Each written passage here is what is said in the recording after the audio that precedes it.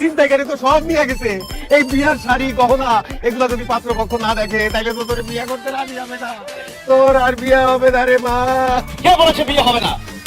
বিয়ে অবশ্যই হবে। আর সেই বিয়েতে মুরব্বী আপনি নাচবেন, গাইবেন, যা খুশি তাই করবেন। মাত্র চিন্তাই হয়ে যাওয়া আপনার মালপত্র সব আমি চিন্তাইকারীর সাথে মারামারি করে জীবন বাজি রেখে লাভ থেকে তাকে সব ফেরত নিয়ে আসছি। দেখুন সব ঠিক আছে কিনা। ভাই আপনি তো পুরুষ না, পুরুষ না মানে এর আমি কি? আপনি মহাপুরুষ।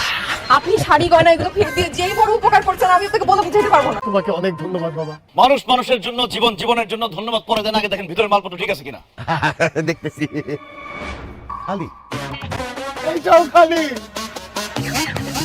একটা শাড়ি আর একটা গহনা। কি রে ভাই, ভাই বাকি জিনিস কই ভাই? আমাদের দেশের মানুষের এই এক সমস্যা, কোনো কিছুতে শোকর আদায় করে না। মাত্র চিন্তায় হয়ে যাওয়া মালপত্র যে আমি জীবন বাজি রেখে ফেরত আনলাম, তাতে আপনার মন ভালো না? এই যে আপনার শাড়ি আর সামান্য যে গয়না ফেরত দিয়ে আসছি, তাতে আপনার মেয়ের বিয়ে আরামসে হয়ে যাবে। কিন্তু আর কোনো কিন্তু না। চালের উপর দিয়ে আইছে, মালের উপর দিয়ে গেছে।